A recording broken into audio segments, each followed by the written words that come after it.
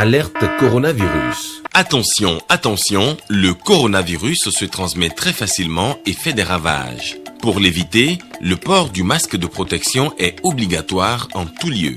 Dans l'administration publique ou privée, dans les réunions, les rencontres, dans les marchés, les magasins, les boutiques et lors des déplacements, le port du masque est obligatoire. Même dans les lieux privés, dès lors que l'on n'est pas seul, le masque doit être le fidèle compagnon. Mais attention, le port de masque de protection ne dispense nullement d'appliquer les autres mesures de prévention, notamment le lavage des mains à l'eau et au savon et l'observance de la distance de sécurité sanitaire d'au moins 1 mètre entre personnes. Enfin, s'abstenir de porter des gants en vue du lavage régulier des mains à l'eau et au savon ou de l'application de gel hydroalcoolique. Pour tout savoir sur l'épidémie du coronavirus au Bénin, rendez-vous sur le site web www.gouv.bj/coronavirus. Ceci est un message du gouvernement de la République du Bénin. Audience au palais de la Marina, le chef de l'État a reçu ce mardi le coordonnateur résident du système des Nations Unies en fin de mission, Siaka Coulibaly, part avec le sentiment d'avoir contribué à renforcer la coopération entre le Bénin et les Nations Unies. Aujourd'hui, 8 septembre, c'est la journée internationale de l'alphabétisation à Cotonou. Des artisans associent l'alphabétisation à leur métier. Ils étudient des langues nationales et le français. Vous en saurez un peu plus dans ce 20h. Hors du Bénin, la junte militaire a jusqu'au 15 septembre pour remettre le pouvoir aux civils. Au Mali, en France, le président Emmanuel Macron invite la population à plus de responsabilités dans le respect des mesures barrières contre le coronavirus. Bonsoir, mesdames et messieurs, et bienvenue aux 20h. Siaka Coulibaly est en fin de mission au Bénin. Le coordonnateur résident du système des Nations Unies part avec le sentiment d'avoir contribué à renforcer la coopération entre le Bénin et les Nations Unies. Il a été reçu ce mardi par le président Patrice Talon au palais de la Marina. On l'écoute à la fin de l'audience.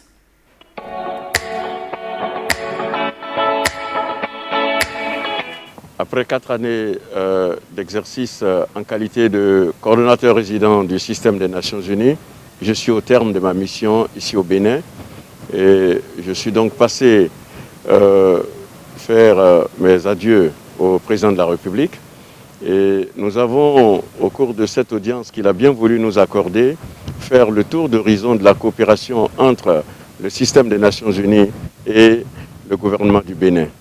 Et de notre appréciation, cette collaboration et coopération a été fructueuse et a permis donc, sous ma coordination, à l'ensemble des agences du système des Nations Unies d'apporter leur contribution à la réalisation d'un certain nombre de résultats clés du programme d'action du gouvernement, contribuant ainsi à l'amélioration des conditions de vie des populations à la base. Le gouvernement du Bénin voudrait, par notre voix, exprimer toute sa gratitude pour l'appui que le système des Nations Unies a pu apporter aux efforts déployés par le gouvernement du Bénin.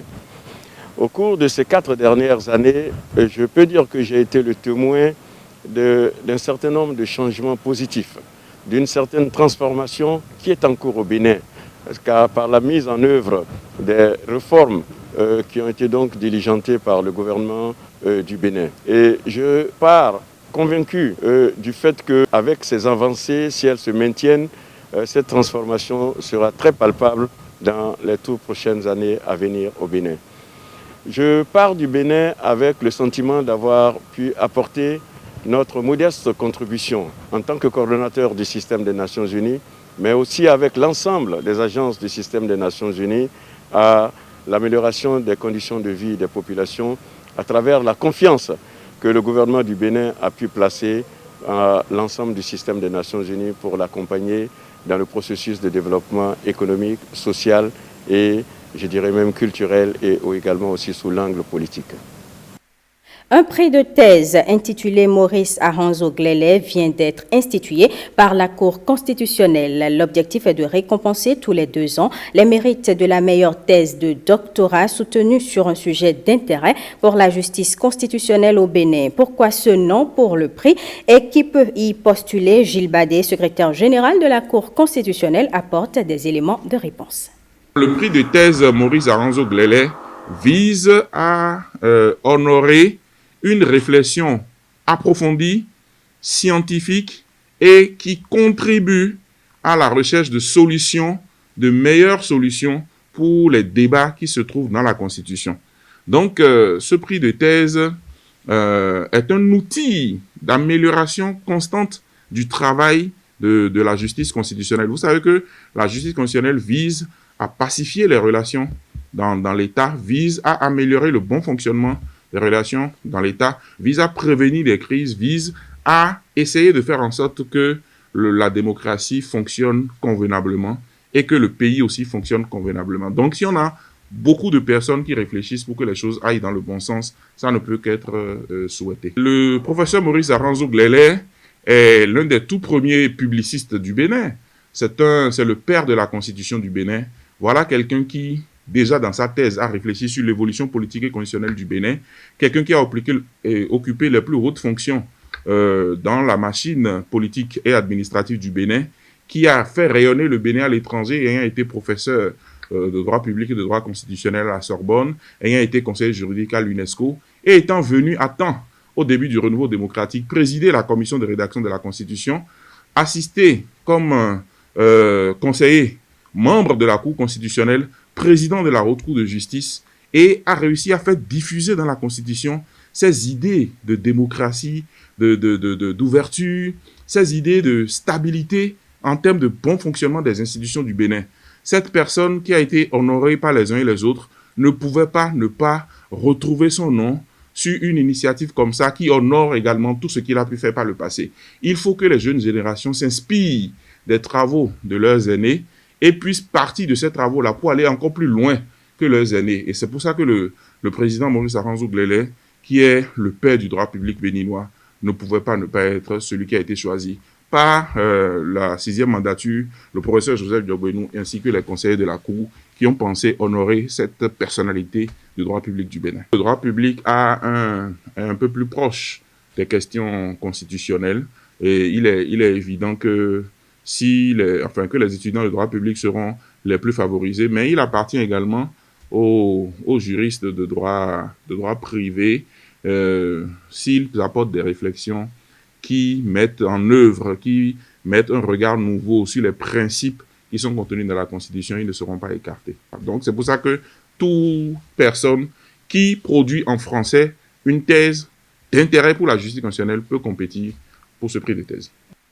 Le répertoire des prix de référence à l'usage de l'administration publique a été lancé ce mardi. C'est le fruit du travail d'une commission interministérielle avec l'appui technique de l'INSAE. Le répertoire des prix de référence est un document qui retrace les produits couramment utilisés par l'administration publique avec des indications de prix. Les précisions avec Alexis Segbemon et Renaud Akapo.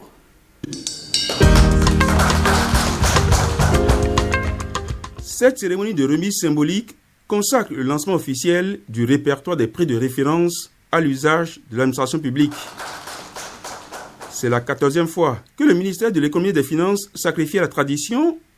Il est question de mettre à la disposition des divers acteurs de la chaîne des dépenses publiques toutes les données actualisées sur les indications de prix pour effectuer dans les règles de l'art des acquisitions de biens d'équipement et réaliser du même coup de bonnes prévisions budgétaires. Notre rencontre de ce jour s'inscrit dans une démarche d'anticipation à l'élaboration des documents de prévision budgétaire.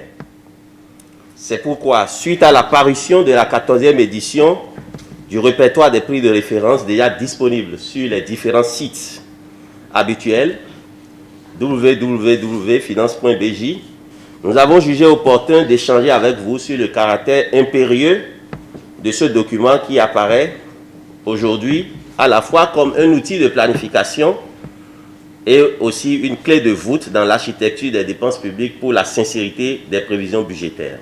Instrument destiné à garantir la sincérité du coût de la commande, le répertoire des prix de référence s'enracine au fil des années dans l'environnement des réformes avec comme finalité une meilleure gestion des ressources publiques. À la nécessité de limiter les risques de surfacturation s'ajoute celle de veiller à une bonne évaluation des prévisions budgétaires.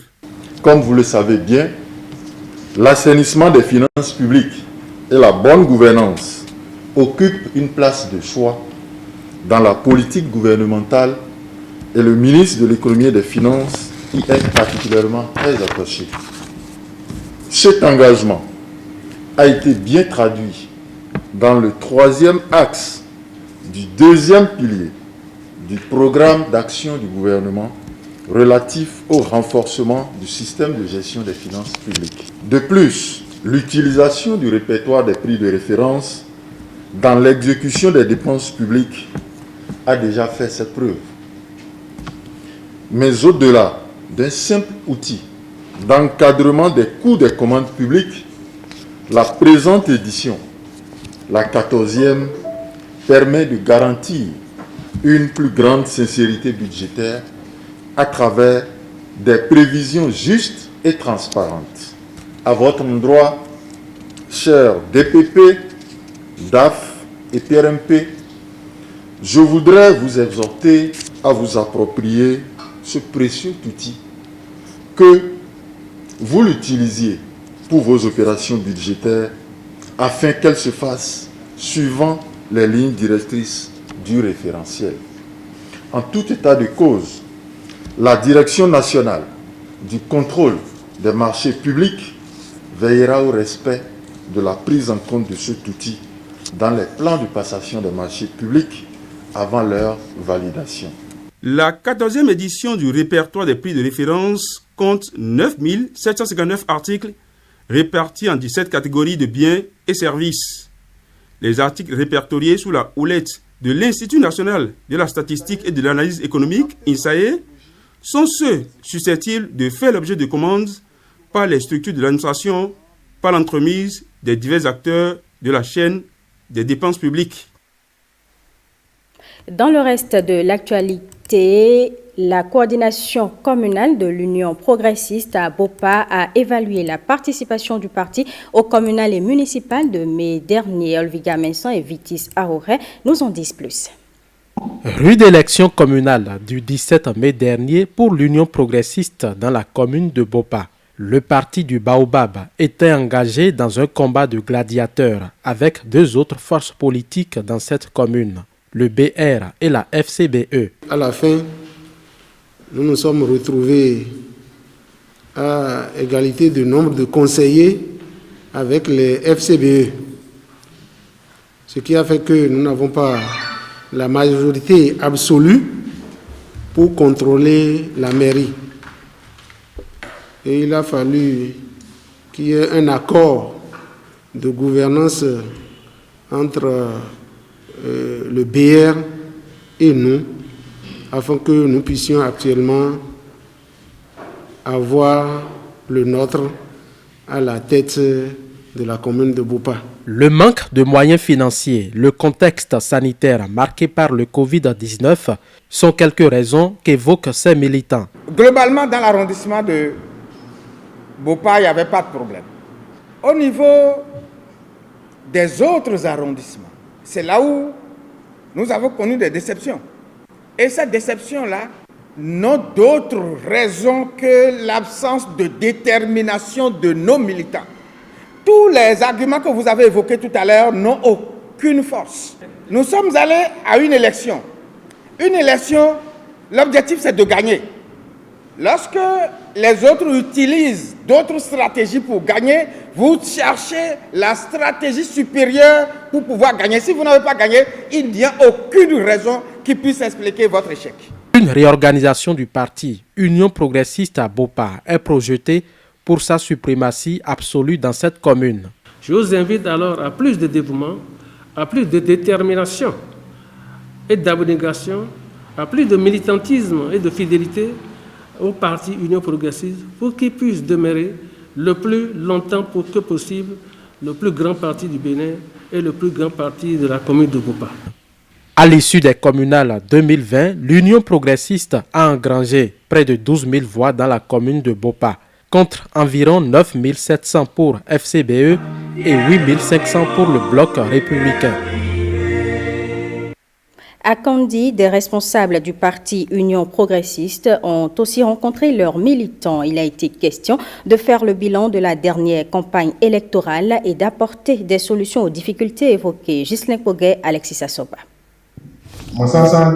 Les militants de Kandi du parti Union progressiste face à des responsables de leur parti. L'objectif est de faire le bilan de la campagne électorale passée, les dysfonctionnements, les mécontentements, les échecs. Tout est mis sur la table. Les débats sont très houleux.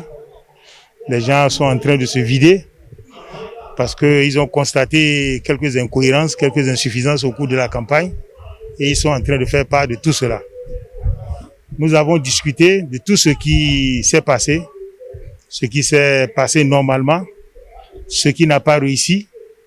Nous avons essayé de faire le point et nous avons aussi fait des recommandations pour que la prochaine fois on puisse améliorer le résultat et qu'on ait une victoire totale au niveau de la commune de Kandi. Nous avons rencontré à Kandi des militants très enthousiastes, très dévoués, très critiques dans l'analyse des élections communales du 17 mai 2020.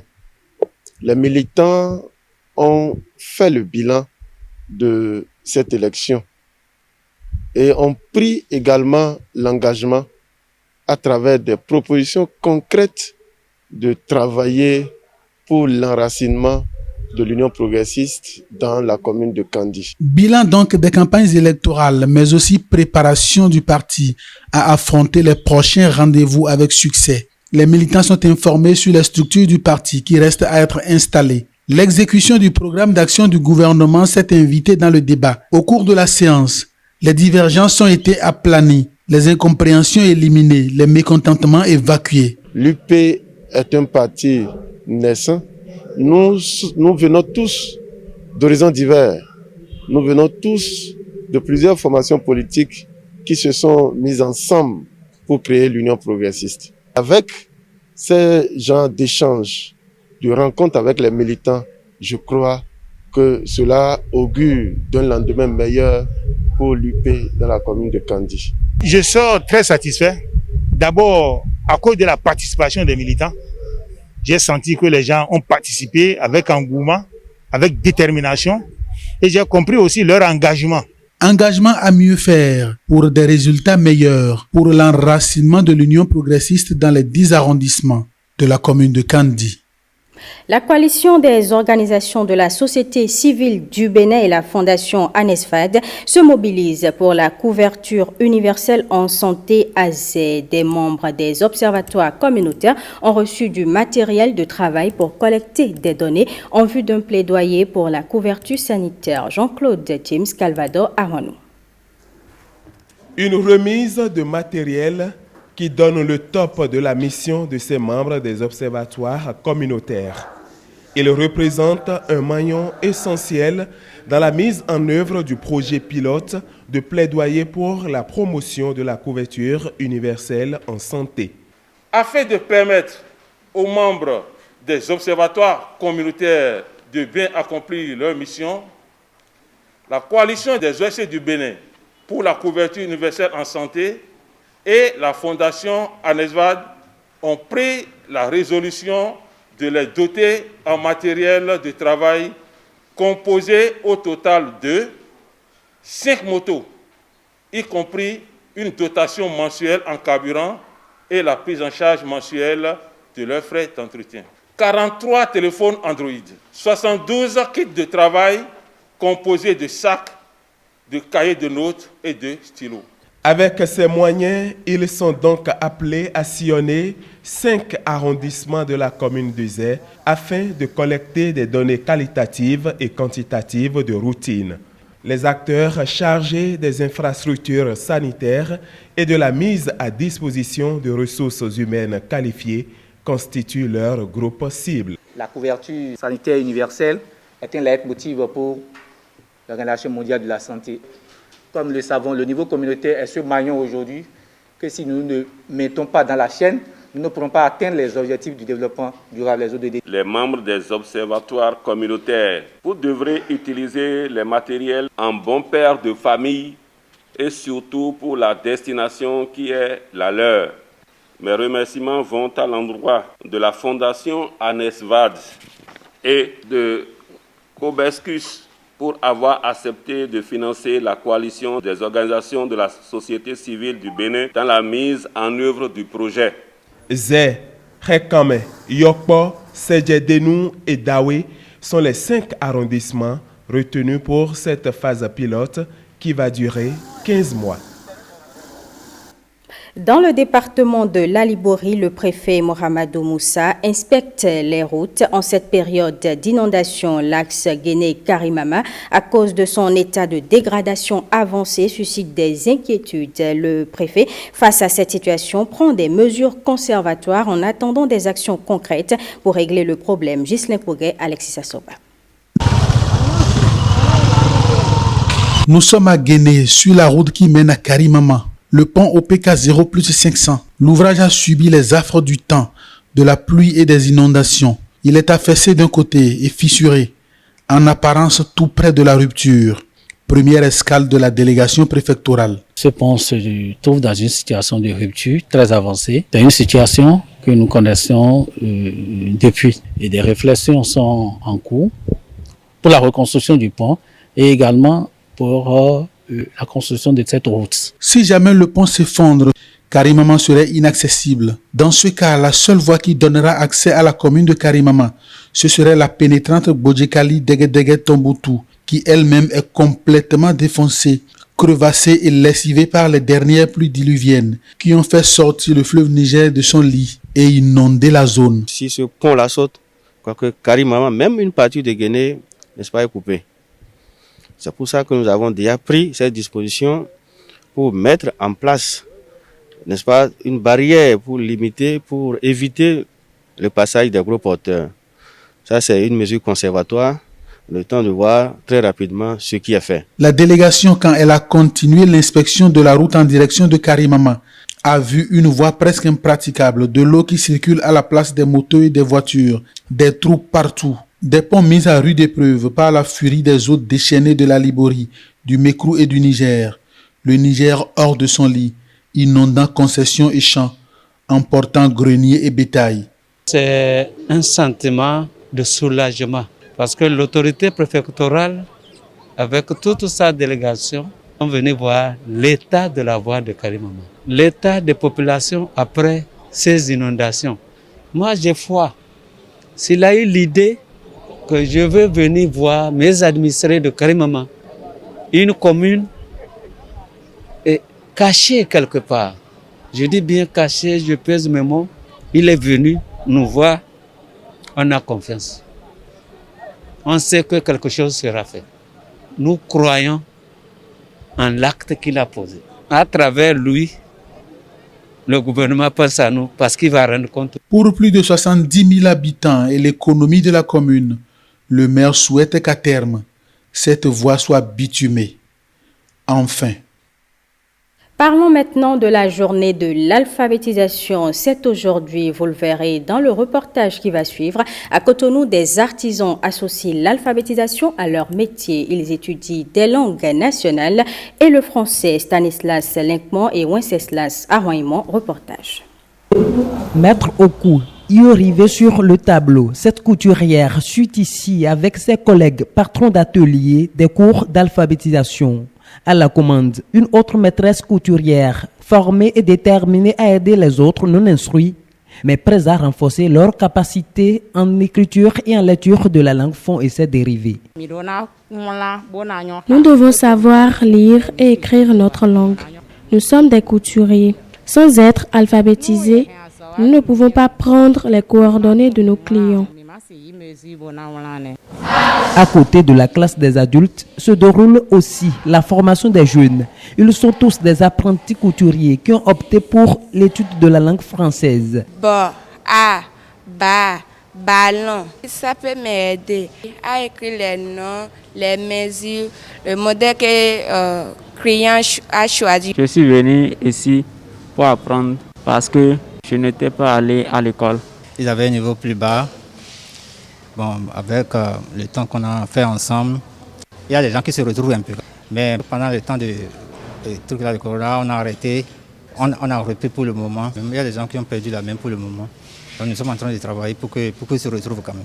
Selon ces artisans, la langue est un vecteur de développement socio-économique, d'où savoir lire et écrire s'impose à leur corporation. D'abord, ça a enlevé un stress au niveau de ces apprenants. Une fois dans les salles d'examen, ils sont quand même à l'aise. Quand vous travaillez, vous devez avoir une comptabilité.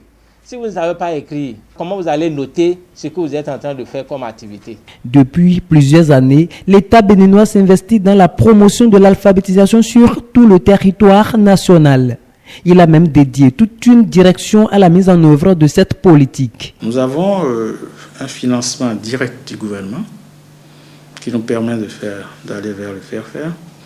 Et c'est surtout les zones de l'Alibouri et du Borgo qui sont impactées. Et comme effectif, au total, au terme de cette année, autant notre système faire-faire et celui du Pagida, les deux systèmes vont livrer sur le terrain plus de 10 000 alphabétisés.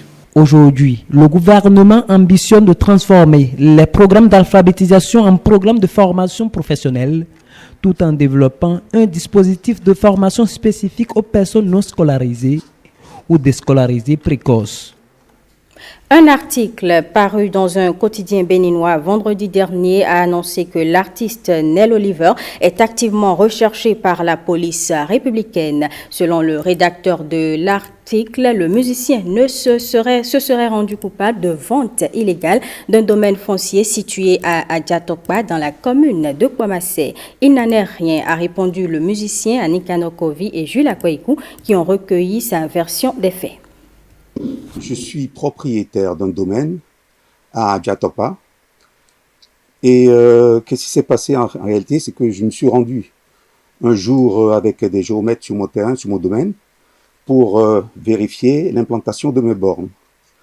Et à peine qu'on était sur le terrain, il y a un jeune homme qui s'est déplacé avec un couteau à la main, venir implanter une borne devant moi, que j'ai filmé d'ailleurs. Et après cela, il y a eu plusieurs attaques de cette personne-là, disant qu'il est le fils de je sais pas qui, et que je n'avais aucune propriété dans ces lieux. Je suis propriétaire de ce domaine depuis très longtemps.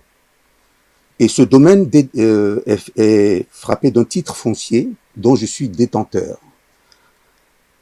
Voyant un peu les choses mal se tourner, j'ai appelé aussitôt le commissariat de Segboué qui a dépêché une équipe sur les lieux. Ils ont entendu, les agents ont entendu ces messieurs et après ont convoqué l'ensemble de ces personnes à leur commissariat. Ils ont constitué donc un dossier qui a été transféré au procureur de la République de Huida. En réalité, par 3 fois, ils ont été invités à s'expliquer et jamais, pendant les 3 fois où on a été convoqués là-bas, personne ne s'est présenté. Qui les a invités? Le procureur de Huida les a convoqués. Mais en réalité, ils ne se sont pas présentés. Au bout de 3 fois, le dossier a été transmis au juge d'instruction. Et actuellement, on peut dire que le dossier est au niveau donc du juge d'instruction. Ce n'est qu'après cette étape-là qu'on m'a réveillé un matin, très tôt, pour me dire « Est-ce que tu es au courant de ce qui se passe? Il paraît que tu es vivement recherché par la police républicaine et que pour une affaire domaniale, je dis moi, jamais. Et donc, de fil en aiguille, en cherchant à comprendre, on a vu que c'était un article qui a été écrit par le journal Libération. Après, quand on a vu l'article, on dit mais cet article ne semble pas être quelque chose de vrai, puisqu'il y a une motivation qui est derrière cela, puisque je n'ai jamais été approché par qui que ce soit pour savoir si je suis réellement propriétaire ou si je suis un vendeur illégal d'un domaine. Je n'ai eu personne. À aucun journal ne m'a appelé, même pas, comment dirais-je, un coup de fil. Donc j'ai compris qu'il y avait une intention derrière. Je crois que l'intention réelle de ce monsieur, c'est de nuire à toute une vie que j'ai consacrée à bâtir mon image. Personne ne pourra voir Nel Oliver dans une sale affaire. Je n'ai jamais été mêlé dans aucune sale affaire. Et je dis bien, dans cette affaire, je suis bel et bien le propriétaire de ce domaine, et ce domaine est frappé d'un titre foncier, et que ces messieurs sont non seulement des voleurs, mais qui ont affaire à des receleurs, qui doivent, comment dirais-je, répondre devant la loi des actes qu'ils ont posés. Voilà un peu ce qui s'est passé, parce que je ne comprends pas qu'on puisse se servir, parce que nous avons passé notre temps, notre vie aussi, à défendre la liberté de la presse. Alors, si on peut se servir de la presse pour faire du mal à des honnêtes citoyens, comme ça, je trouve que c'est lamentable.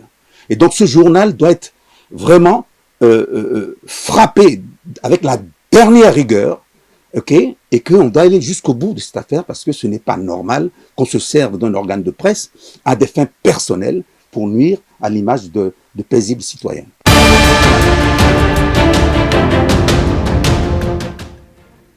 Au Mali, la junte militaire a jusqu'au 15 septembre pour remettre le pouvoir aux civils. C'est une décision issue de la 57e session ordinaire de la conférence des chefs d'État et de gouvernement de la CEDEAO au Niger. En France, le président Emmanuel Macron invite la population à rester responsable et vigilante dans le respect des mesures barrières, tandis qu'en Espagne, les écoles ouvrent leurs portes après des mois de fermeture. Christelle Tongodo. La communauté économique des États de l'Afrique de l'Ouest lance un ultimatum à la junte qui a pris le pouvoir au Mali. Réunis à Niamey au Niger, les dirigeants d'Afrique de l'Ouest ont décidé de donner jusqu'au 15 septembre aux militaires qui dirigent le Mali pour désigner un président et un premier ministre de transition. La CEDEAO exige le rétablissement rapide d'un régime civil au Mali et l'organisation d'élections dans un délai d'1 an, un calendrier sur lequel la junte réunie au sein du Comité national pour le salut du peuple ne s'est pas engagée. Dans le souci de maintenir la pression sur les militaires ayant renversé le 18 août le président Ibrahim Boubacar Keïta, la CEDEAO n'a pas levé les sanctions prises contre le Mali après le coup d'État. Il s'agit plus précisément de la fermeture des frontières et l'embargo sur les échanges financiers et commerciaux qui sont toujours en vigueur. Toutefois, l'organisation prend acte des consultations en cours entre les acteurs maliens et le Conseil national de salut du peuple mis en place par les putschistes. Il est à rappeler qu'à l'ouverture du sommet, le chef de l'État nigérien, Mahamadou Issoufou, président en exercice de la CEDEAO, avait insisté sur un rétablissement rapide de toutes les institutions démocratiques. La junte militaire doit nous aider à aider le Mali, avait-il dit, soulignant que d'autres partenaires stratégiques du peuple malien fondent le même espoir, en allusion notamment à la France. En France, le chef de l'État a précisé lors d'un déplacement en Auvergne que de nouvelles mesures de lutte contre le coronavirus seraient examinées vendredi lors d'un conseil de défense sanitaire. Il s'agit d'être collectivement beaucoup plus responsables et vigilants sur l'isolement des patients positifs, a-t-il poursuivi en appelant à refaire de la pédagogie pour que chacun et chacune, quand il est testé positif, respecte les règles. Alors que le nombre de cas positifs continue d'augmenter dans le pays, Emmanuel Macron appelle les Français à être plus vigilants dans les réunions privées. Il ne faut pas se relâcher dans les moments de vie privée. Et donc c'est vrai que c'est souvent dans les fêtes privées, les moments familiaux, les contaminations se font. Et donc il faut peut-être rappeler à certaines vigilances sur ce point. Après avoir côtoyé le directeur du Tour de France, Christian Prudhomme, détecté positif, Emmanuel Macron annonce que le Premier ministre français Jean Castex va subir un test de dépistage au Covid-19, ce qui pourrait sans doute retarder la tenue du séminaire gouvernemental prévu ce mercredi ou pourrait se tenir par visioconférence pour ce qui est du Premier ministre et des éventuels autres cas contacts. L'école rouvre ses portes après 6 mois de fermeture en Espagne. Certains parents sont réticents à laisser leurs enfants retourner à l'école. Ils estiment qu'il n'existe aucun plan crédible pour qu'ils retournent en classe en toute sécurité juste quelques jours avant la rentrée. Mais les autorités régionales assurent que les enfants sont plus susceptibles d'attraper la COVID-19 en dehors des salles de classe et insistent sur le respect des mesures de sécurité sanitaire. Aujourd'hui, vous ne savez pas où vous pouvez vous sentir en sécurité, mais je pense que l'école, je l'espère, va faire les choses le mieux possible et j'espère que ça ira pour elle. Nous avons envie de retourner à l'école au bout de 6 mois. Ils ont pris leur température, ils leur ont donné du désinfectant pour les mains et j'espère juste qu'ils vont normaliser la situation et que si les enfants veulent faire des câlins, ils pourront. Je pense que l'école doit rouvrir et nous avons déjà vu que les enfants n'étaient pas aussi contagieux que nous le pensions. Et puis, la vie doit continuer. Avec un taux de 400 infections pour 100 000 personnes, Madrid est bien au-dessus des recommandations de l'OMS pour un retour à l'école en toute sécurité.